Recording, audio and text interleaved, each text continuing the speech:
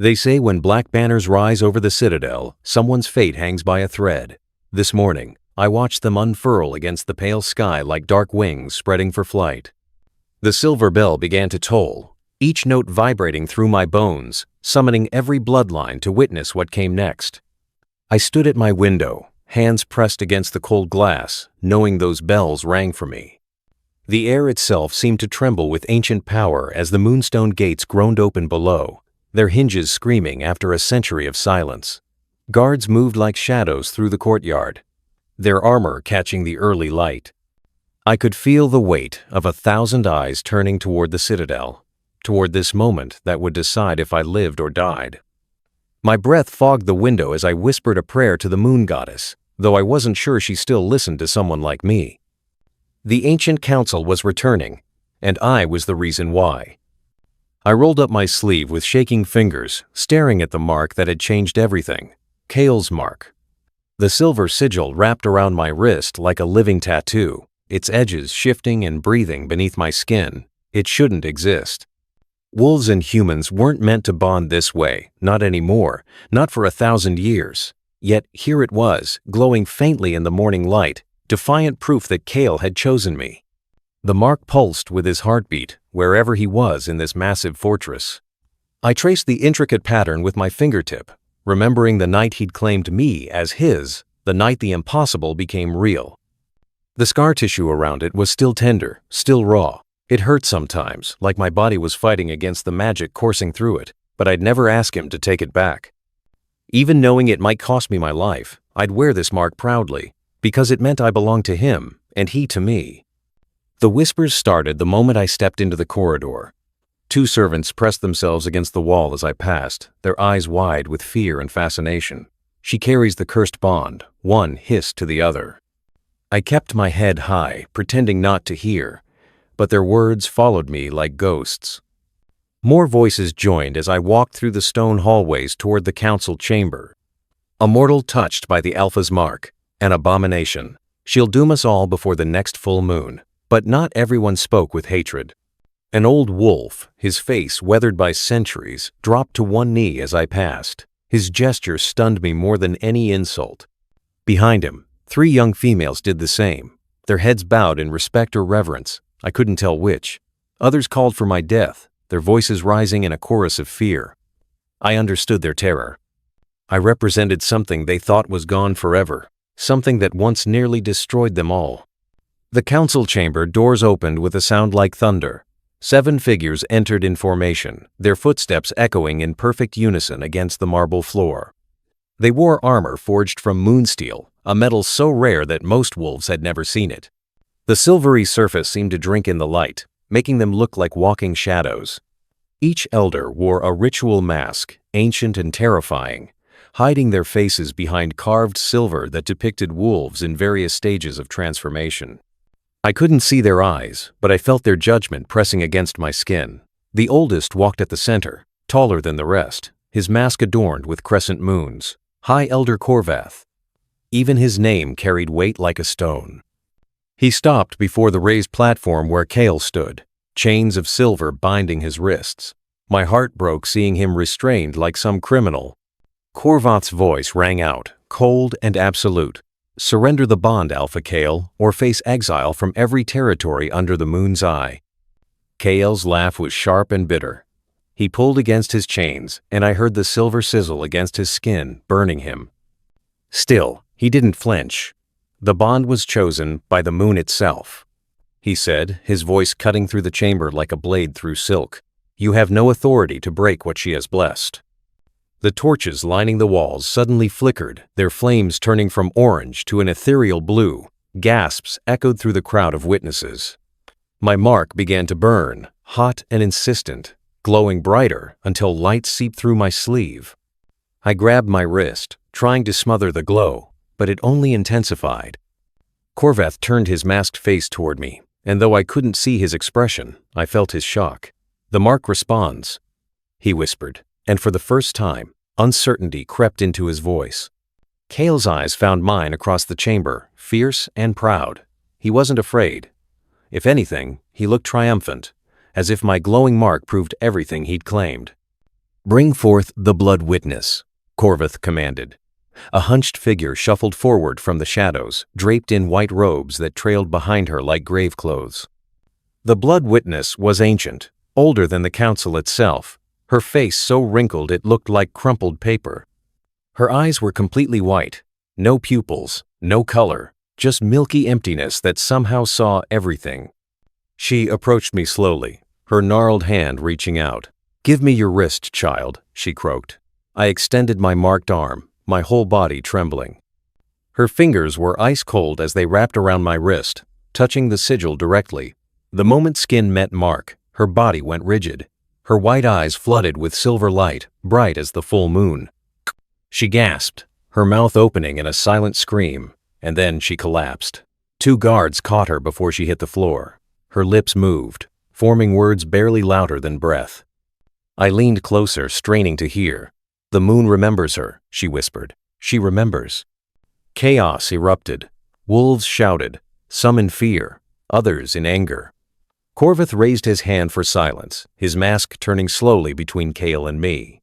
"The council requires time to deliberate this matter," he announced. "The human will be secured in the sanctum until we reach a verdict." Guards moved toward me before I could protest. I looked desperately at Kale, but more guards had surrounded him, silver chains multiplying around his arms and chest. "No." His roar shook the chamber. He surged forward with such force that 3 guards were thrown aside. The stone floor cracked beneath his feet, actual fissures spreading from where he stood. But more guards piled on, wrapping him in layer after layer of silver. His skin smoked where the metal touched him, and I smelled burning flesh. "Kale." I screamed as they dragged me toward a side door. His eyes met mine, wild with rage and something that looked like fear. Not for himself, but for me. The last thing I saw before the door closed was him fighting against the chains, his face twisted in agony. The sanctum was nothing like I'd expected. Instead of a cell, it was a circular room carved entirely from white stone, its walls covered in strange symbols that seemed to shift when I looked directly at them. No windows. No furniture except a thin mat in the center. A single torch burned with that same blue flame I'd seen in the council chamber. I was alone, or so I thought. As my eyes adjusted to the dim light, I noticed the carvings weren't just decorative. They were runes, older than any language I recognized, worn smooth by centuries. I reached out to touch one, and the moment my fingers brushed the stone, I felt it. A presence, not threatening but watchful, waiting. A faint humming filled the air, so soft I might have imagined it. But then I heard it clearly, a voice emerging from the darkness in the corners of the room. It spoke my name. Not out loud, but inside my head, the way Kale's voice sometimes echoed in my thoughts through our bond. "Liora," it whispered. I spun around, searching the shadows, but saw nothing. "Who's there?" My voice shook despite my best efforts. The humming grew louder, and the runes on the walls began to glow faintly. The air shimmered like heat waves over summer ground, and slowly, a figure materialized. She was beautiful and terrible, transparent as morning mist, wearing ancient armor and a crown of silver thorns. Her eyes were the same color as my mark. "Do not fear me, child," she said, her voice echoing strangely. "I am what remains of the first Alpha Queen, bound by oath to this sanctum when I failed my people." I stumbled backward. The first Alpha Queen was legend, a story told to children. She couldn't be real. "You're dead," I whispered. She smiled sadly. "Death is not the end for those who break sacred vows. I have waited here for centuries, trapped between the living and the lost." She drifted closer, her ghostly form passing through the torch flame. "You are the echo I left behind, Liora. The moon has chosen you to finish what I could not." Before I could respond, the world tilted. The sanctum walls dissolved into mist, and suddenly I was standing in a different time. I could feel grass beneath my feet, smell night-blooming flowers on the wind. Above me, the moon hung impossibly large and close. Figures gathered in a clearing, hundreds of wolves in human form, their eyes glowing in the darkness. At the center stood a woman who looked like the ghost, but younger, alive, vibrant. The first Alpha Queen. Beside her stood a man with human eyes, no wolf light in them at all. They held hands, and I saw a mark on her wrist identical to mine. This is the first oath. The ghost's voice narrated in my ear. The pact the Silver Council forced upon us to prevent the union of wolf and mortal blood. I watched as council members in ancient masks surrounded the couple. They chanted in words that made my bones ache. The queen screamed as silver chains wrapped around her and her human mate. He fell first, his body crumbling to ash. She howled, a sound of pure anguish that cracked the sky. The vision shattered, throwing me back into the sanctum. I gasped for air, my heart racing. My wrist burned, and when I looked down, I saw the mark moving. Threads of silver light crawled beneath my skin like living things, spreading from my wrist up my forearm. They formed patterns, runes, the same ones carved into the walls around me. Pain lanced through my arm, but I couldn't look away. The light touched each rune on the wall, and they blazed to life, connecting in a web of ancient power. "You carry the key," the Ghost Queen said, appearing beside me again. The council sealed these scripts after my failure, locked them so no one could ever read the true history. But your mark, blessed by the moon herself, can unseal them. I stared at my glowing arm. What will they tell me?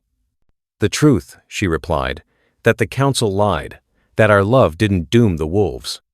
Their fear did, and the moon never forgot the injustice of what they did to us. While I discovered ancient secrets, Kale faced his own trial. I could feel it through our bond, pulses of his pain and rage washing over me in waves. They'd taken him to the trial grounds, a place where loyalty was tested in blood. I closed my eyes, focusing on the connection between us, and I could almost see what he saw. They'd summoned the Silver Hounds, spectral beasts made of moonlight and smoke, bound to the council's will. These creatures were designed to test an alpha's heart, to determine if his loyalty was true or corrupted. The first hound materialized from silver mist, its eyes glowing red with ancient magic. It lunged at Kale with jaws that could tear through steel.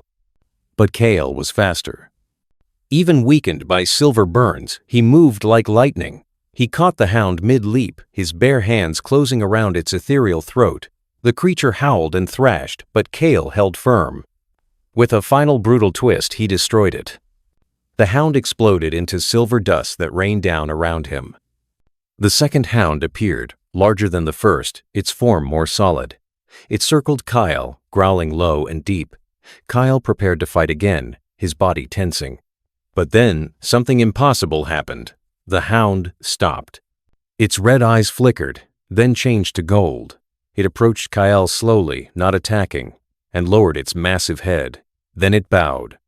A deep, mournful howl escaped its throat, not a sound of challenge, but of recognition, of submission. Through our bond, I felt Kael's shock mirror my own. In the sanctum, the Ghost Queen laughed softly. The hound recognizes what the council refuses to see. His soul is already bound beyond their command. He cannot be turned against you, Liora, because you are already part of him. In the trial grounds, chaos erupted. Council members shouted in confusion and fear. The Silver Hounds were supposed to be immune to outside influence, controlled only by the council's will, but this one had chosen Kale, accepted his bond with me. Korvath's voice boomed across the grounds. Impossible. That night, Korvath came to Kale's cell alone. I felt Kale's surprise through our bond, then his wariness.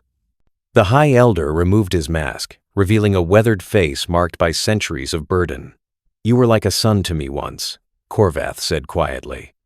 "I trained you, guided you, watched you become the strongest alpha in 5 generations.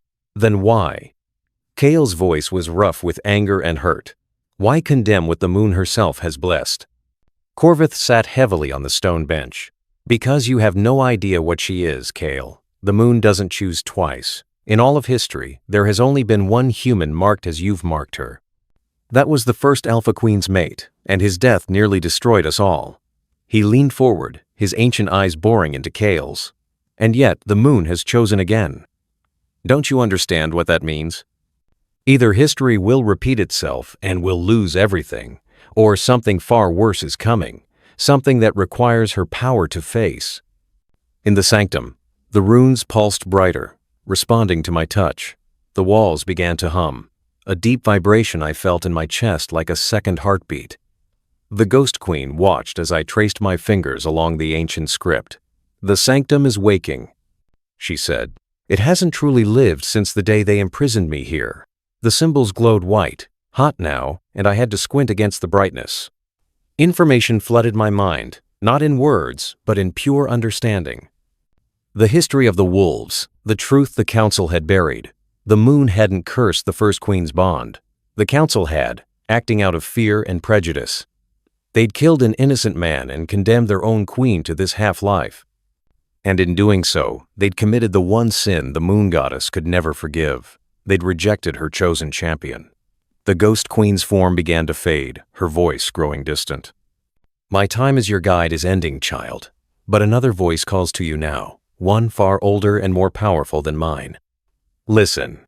I strained my ears, and beneath the humming of the sanctum, I heard it. A whisper from the moon's core itself. "Finish what I began." The council gathered at dawn. I was dragged from the sanctum, but I was no longer the terrified girl they'd imprisoned. The runes had changed me, filled me with knowledge and power I was only beginning to understand. My mark no longer just glowed on my wrist. Silver light pulsed through my veins, visible beneath my skin, like liquid moonlight flowing through me. Guards brought me into the council chamber, where Kale stood, still chained. His eyes widened when he saw me, saw what I'd become. The floor beneath my feet cracked as I walked, splits spreading outward in a pattern I recognized from the vision. The first oath sigil. Korvath stepped forward, raising his hand. "The council has reached a decision regarding the forbidden bond between Alpha Kyle and the human Liora. We have determined that the bond must be severed by any means necessary, including death if required." His words should have terrified me. Instead, I felt calm, centered, powerful. "No," I said simply. That single word echoed through the chamber like thunder.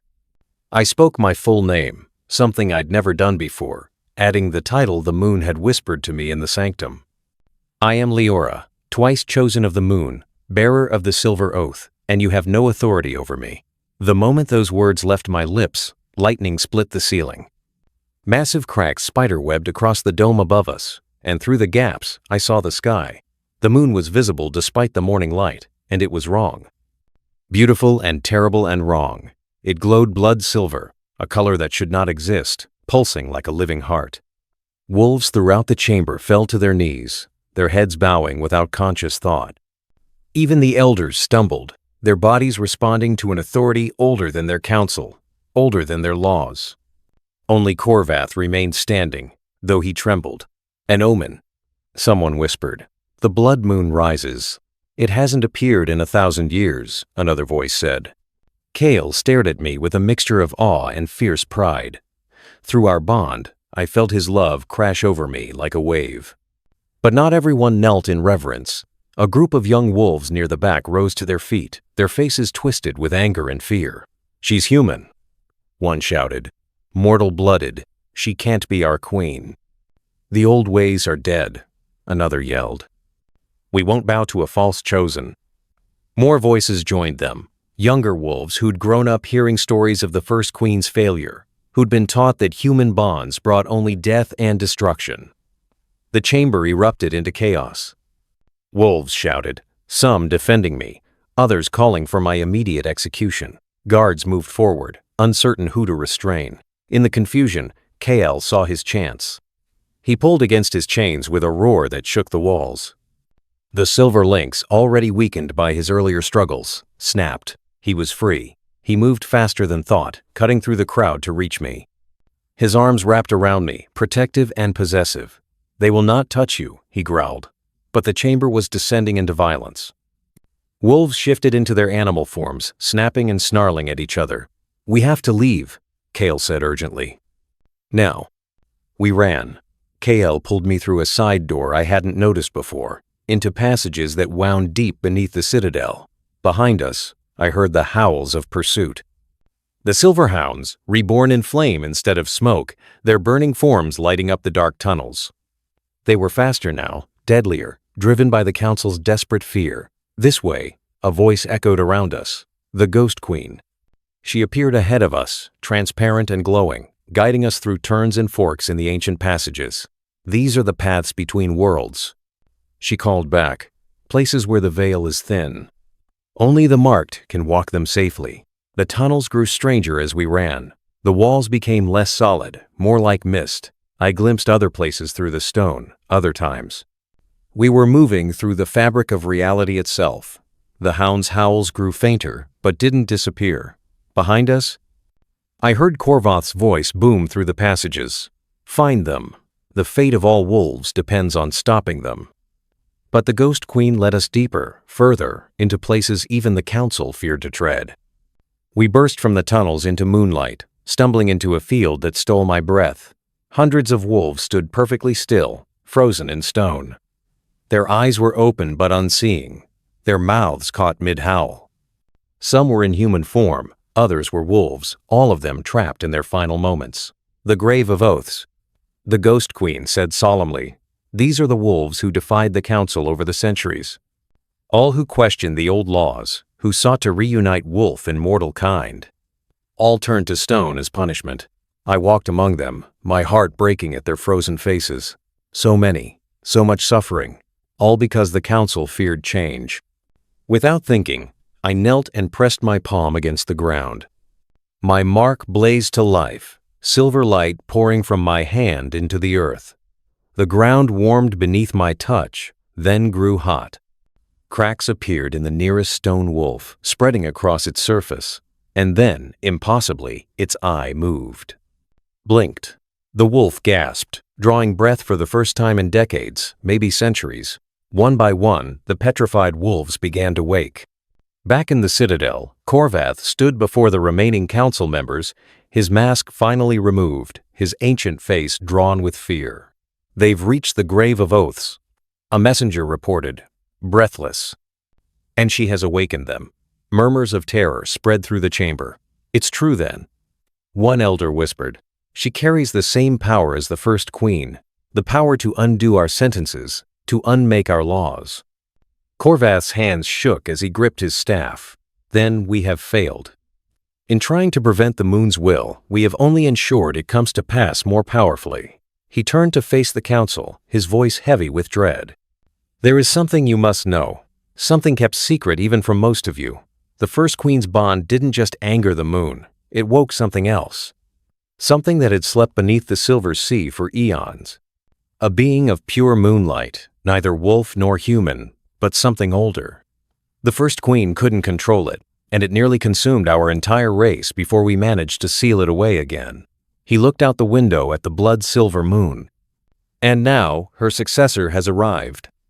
In the Grave of Oaths, I stood among the newly awakened wolves. They looked at me with wonder and something like worship. I felt wrong, too seen, too elevated. I was just me. But the Ghost Queen's voice whispered in my mind, "Sing the song I taught you." In the sanctum, during my imprisonment, she'd hummed an ancient melody, one that had resonated in my bones. I'd learned it without meaning to, the way you learn your own heartbeat. Now I opened my mouth and let it pour out. The lullaby was in a language I didn't know, but somehow understood. It spoke of moonlight and freedom, of bonds that couldn't be broken, of love that transcended death itself. The awakened wolves fell to their knees, but not just them. Through our bond, I felt Kale's shock as guards in the citadel dropped their weapons and knelt. Across the territories, wolves stopped mid-motion, their heads turning toward the source of the song. The very air vibrated with its power. And above us, the sky cracked. The blood-silver moon pulsed brighter. And beside it, impossible but undeniable, a second moon began to kindle. "What is that?" I whispered, my song dying in my throat as I stared at the sky. 2 moons hung above us now, one blood-silver, one pure white, so bright it hurt to look at directly. Kale stood beside me, his face tilted upward, and I felt realization dawn through our bond. "It's not a moon," he said, his voice filled with awe. "It's her, the being the council feared. The one they've kept sealed beneath the silver sea." The white moon grew brighter, descending toward us. Not falling, but lowering with deliberate grace, like someone kneeling. I could see her now, a figure of pure light, massive beyond comprehension. Neither wolf nor human, but something that encompassed both. She had been sleeping, waiting, and my song had called her forth. The Ghost Queen appeared beside me one final time. She is the moon's daughter, she explained, born when the first human loved the first wolf. The council feared her power, feared she would destroy the separation between our kinds. So they buried her alive in the sea and pretended she never existed. The being of light opened her eyes, and I saw myself reflected in them. The silver eclipse burned across the world, washing everything in white and blood, silver light. I looked at Kale, at my mate, my chosen, and I understood what we had to do. The first queen had tried to break the council's power alone. She'd failed because she'd fought them, but I didn't need to fight. I just needed to create something new. Give me your hand, I said to Kale. He didn't hesitate, placing his large hand in mine. Our marks touched, his on my wrist, mine glowing beneath his palm. Where our skin met, light erupted, not painful, but intense, like staring into the sun.